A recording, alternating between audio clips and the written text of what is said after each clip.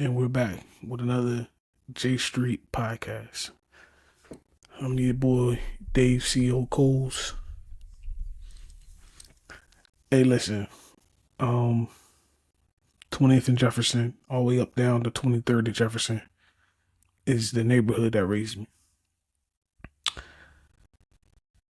I've been talking to a couple of my friends for the last couple of weeks. And everybody know my nickname is CEO. That was given to me when we was in like high school. But something else was also brought to my attention, and it correlates with my father. Us being the way we are. Um, I've been called the glue to a lot of situations,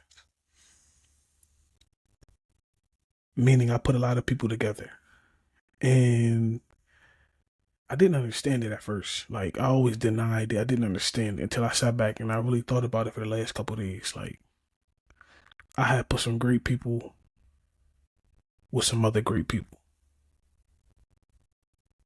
meaning I had put people that didn't know each other together, and only how they know each other because of me. And the only reason why they became friends is because of me, because people entrusted in me. Um, I look back at my dad. My dad was the same way.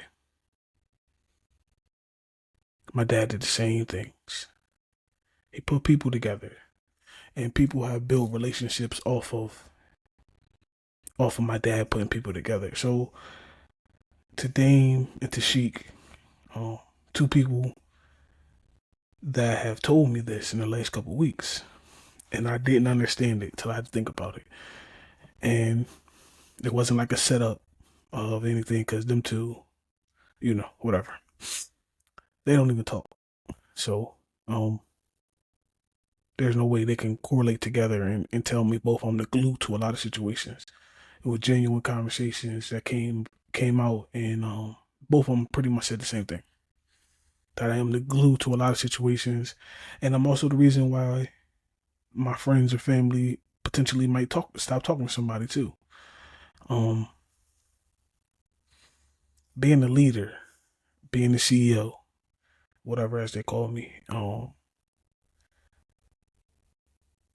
I don't I don't take it lightly now that we're older and we all have so much at stake.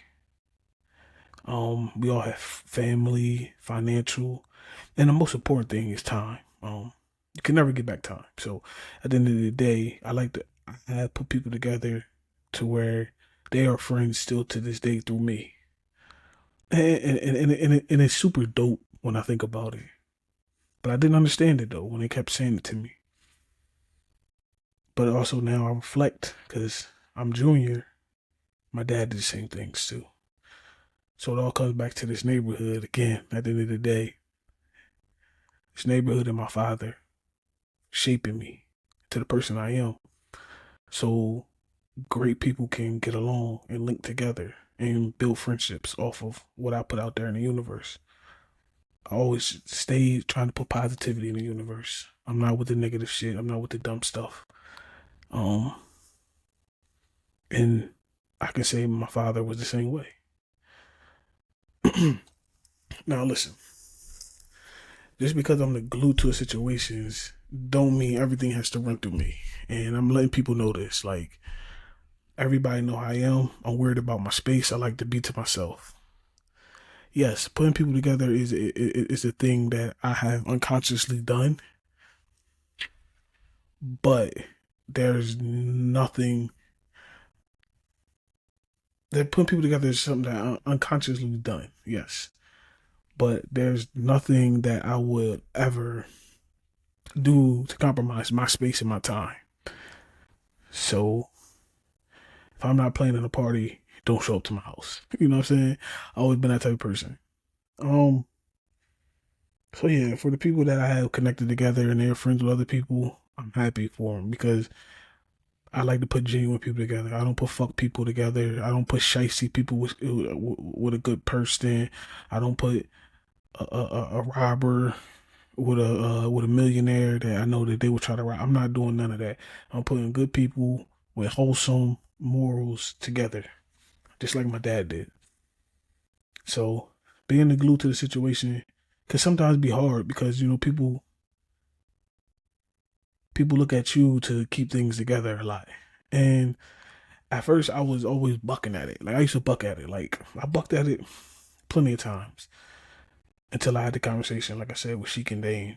And they both reassured me that um that's what I'm good at doing. Putting good people together and understanding that good friendships off of good friendships. Like see, I'm the type of person where I have my small circle. And if I bring somebody into my small circle, automatically my friends and my family are going to gravitate to them. Why? Because Dave don't bring people around.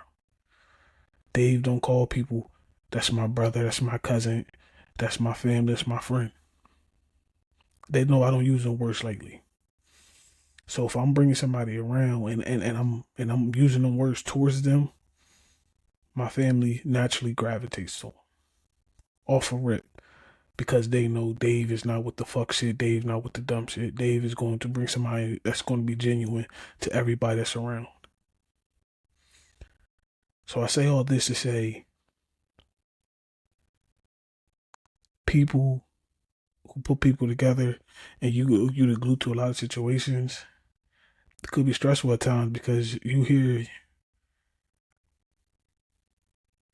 it could be stressful at times, meaning that you're gonna hear the good, the bad, and the ugly. And you might have to break the good, the bad, to the ugly to everybody else. In the past year, I had to do it twice in our group chat. I had to break, passing away of great friends and family members. To a lot of other people who met them through me. So it could be a burden, but I don't look at it as a burden. It could be like a blessing that I have this intuition to put great people together. And I'll continue to do it if great people come in my life to, show them to, some more great people. And I see my dad do it a lot in his life. There's countless of people that my dad connected with, built relationships with, and I built relationships with them, and I also built relationships with their sons. So the glue thing is just real, and it's more and more as I think about it that I do have that moniker. I have that ability to put great people with great people. In this, it's a good feeling though. It's a good feeling when I see but good people building a bond together. Believe me, I don't feel no jealousy. I'm not one of them type of people. I like it when when person meets, I bring somebody around, they meet my family and they build their own bond because I know in the back of my head that person that I put with my cousin is not going to fuck my cousin over because I basically did the check of the person first. So when certain people get around my friends and family, I know what it is. I'm not worried about things because if they came through me, it's things that I'm a test. I ain't gonna say I'm a test the person. I'm gonna just feel the person out, no diddy, before I introduce them to my friends and family. And that's how I always been with me. Um, yeah, like let's just prime example. Shout out to him a lot, but shout out to Bryce. Bryce, his dad and my dad were, what I mean? They did their things back in the day, had a good connection. I ended up having a good connection with his dad. And then naturally, I got a good connection with with his son, with Bryce. That's my boy now. You feel me? Now he has connection with all my other family members, Shannon, Leroy, Sheik, Dane. So it's just like, you know what I mean? Like people who's like, oh, that's your people. Yeah, that's my people. And the crazy part is he might have known some of my family members before he met me. But like once people know that you came through me and you really know me, through Dave, my family is like, I mean, Bryce fit right on into the family, bro. Shout out to Bryce. I probably need to call you and highlight you because I ain't talked to you in a minute. But Yeah, that's just an example right there. Of what I'm talking about. Of somebody meeting somebody, establishing relationships, and watch it blossom into something more. As a great friendship, and you know, when it comes to me, if I'm calling you family, cousin, or something like that, you solidified in my head.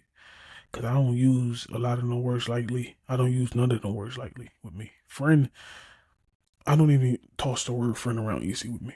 Period. I just don't do it no more. Um, I have enough cousins anyway, so I don't really need friends. But that's neither here or there. I got enough cousins. But nah, it just me reflecting about it and how my dad also was the same way. Now, the second subject that I've been thinking about that I actually learned too. I learned this one from my cousin Donnie and my dad at the same time. R.I.P. to both of them. Loving your family members from a distance. Loving your friends from a distance. I have adopted that a lot. Loving family members from a distance, loving friends from a distance. And it's not that I don't love them, I don't care for them. I'm just learning that we might outgrow each other. And I don't think there's nothing wrong with that. People have different paths in life, and I could be going down this way and you could be going down that way. Um, but that don't mean we still ain't friends, we still ain't cool. That don't mean none of that. It's just we might not be everyday friends or everyday, because once a friend, always a friend. Every day checking on each other. Um, Life is tricky, and I'm learning it more and more as I get older. I'm 30, about to be 36 this year. I'm learning that what you was when you was younger, you should be evolving, and we all evolve. But some people just don't evolve the same way, if that makes sense. So there might be some people that I grew up with, and damn, I don't see Dave every day. Damn, I don't talk to Dave every day. We on different plights. We on different paths in life, but I still love you, still care about you. I pick up the phone, holler at you, talk to you, check on you. You need me. It's just we might not be every day like we was before, and I don't see nothing wrong with it, honestly. Um, because stuff you might be doing in your life, and somebody else is doing something else, it might feel wrong to you. So you might not want to hang out with that person no more. You might not want to do certain things. You might not want to put yourself in certain situations. It's comfortable for them. It might be uncomfortable for you now. At one point, it might have been comfortable for you.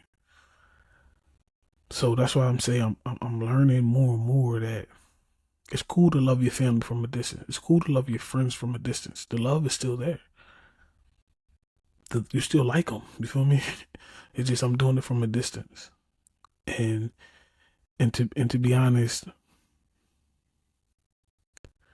that's making myself evolve even better as a man, as a human being.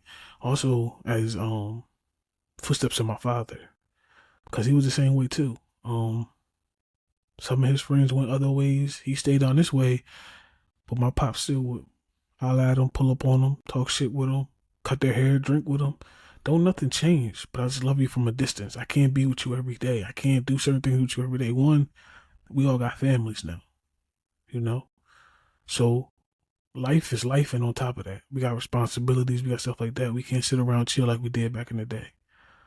So that's always a thing right there. So just because I say I'm loving you from a distance, don't mean that I'm distant from you. It's just I got stuff going on, you got stuff going on. And when we need to get together, we can get back together and holler at each other. I still got love for everybody, but we always love at a distance now. One, don't want to get caught up in no bullshit, meaning drama. Don't want it, don't like it, don't need it. And like I say, it always go back to my dad. I didn't see my dad in the middle of none of his friends' drama. Didn't see my dad in the middle of none of that stuff. Now, he told me he was at one point in his life, but as he got older, it evolved. So that's where I feel like I'm at now in my life, where stuff just I'm evolving from. the dramas, because I don't have dramas in my house, so why am I being somebody else's drama? That's what he told me. Like, if you don't got drama at your house, don't take on nobody else's drama. Don't take on nobody else's headaches. So all it's gonna do is just make a problem in your house, which you don't have, so you created one. In reality, if you think about it. So I've been adopting it slowly, but I'm forced saying it out loud that some people just gonna get love from Dave from a distance. I know it's hard to say that, especially at this trying time in my family. That's what's going on, but I've been like this, whatever, without even just saying it. So now I'm just verbalizing it, I guess. But for the ones that's there for me, look out for me. I'm there for you the same way. For the ones that pick up the phone for me when I need something, I'm there for you the same way. So this ain't for like get people that you know you ain't got no issues with. It's the other ones that don't understand why you are the way you are. I'm not the same Dave from 5 years ago. I'm not the same Dave from 10 years ago. So if you haven't hung out with me in 5 to 6 years, nice to meet you. My name is Dave. I'm 2025. It's not the same Dave from 2020. It's not the same Dave from 2018, 2019. It damn sure ain't the same Dave from '08 when I was in high school. So you gotta re-meet who I am now today, because I am a better evolved man. Just like my dad was. A better evolved man from his age 20 to 30, 40, 50. I'm a better person from 15, 25, now I'm 35. I'm not the same person. So if you don't know me, now you don't know me.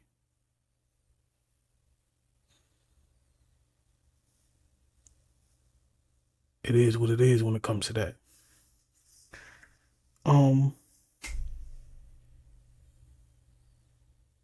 Keeping things along with J Street, that's another thing that also came along as I got older.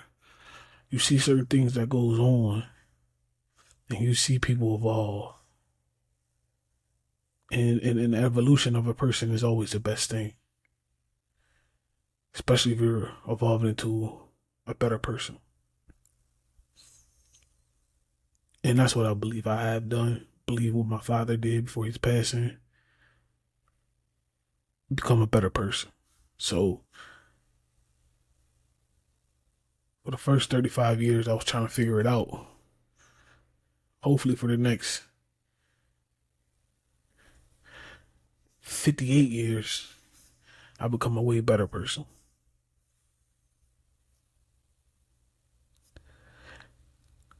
I believe I am. Cold-hearted, I believe I am a better person than what I was. I just don't want nobody to ever feel like I turn my back on them or any type of way, because I never turn my back on nobody. Life be lifing. Situations be evolving. Just the way things go. I got love for everybody. They got love for me.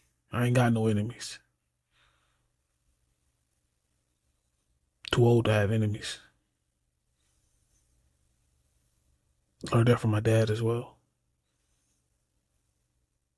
Crazy story right quick before I log out of this. Tell you about my pop. Let me tell you about my pop, how real he was. So, I'll never forget this time.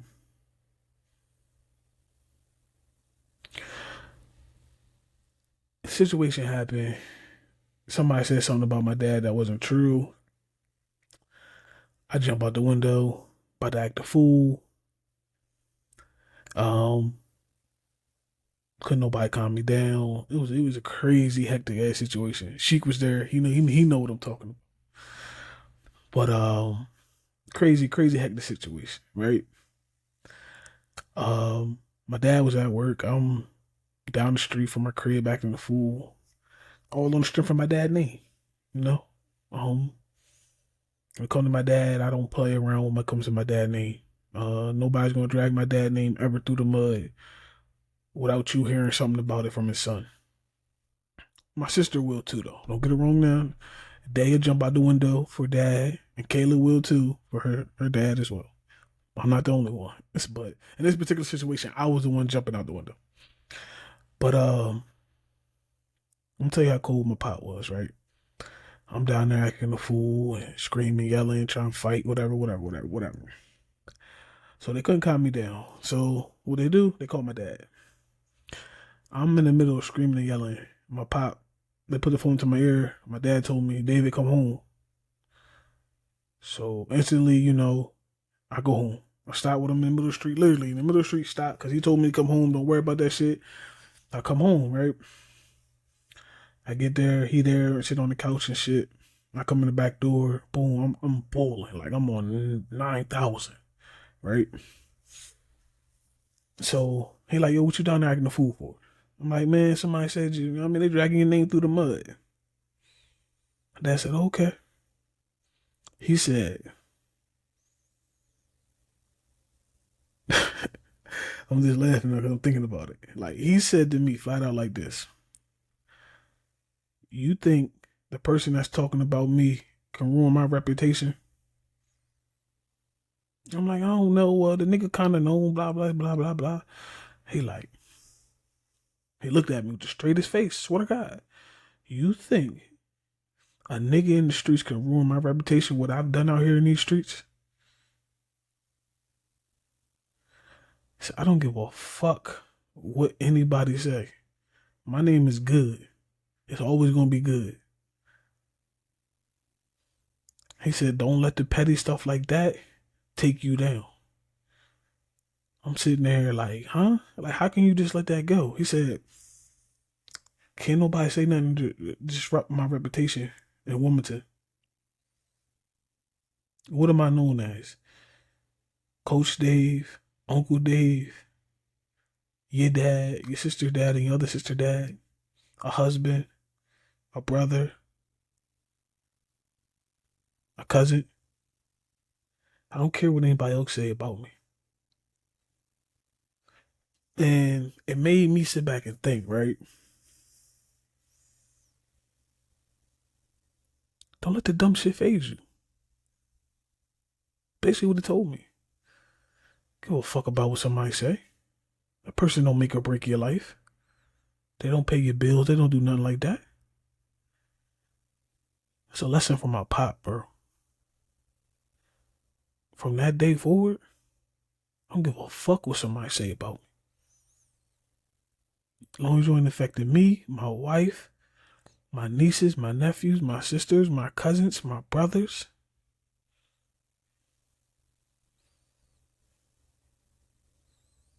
That's the realest shit they ever told me. A nigga in the street talking about him cannot ruin his reputation for everything he did.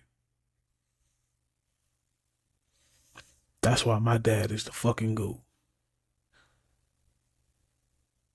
And that's why I can hold my head up high anywhere in Wilmington and say my name proudly. Say J Street proudly. Because of stuff like that and stuff that the foundation that my dad laid for me to continue to walk my head up high in any part of Wilmington. Fuck Wilmington, any part of the United States of America, if you know my father.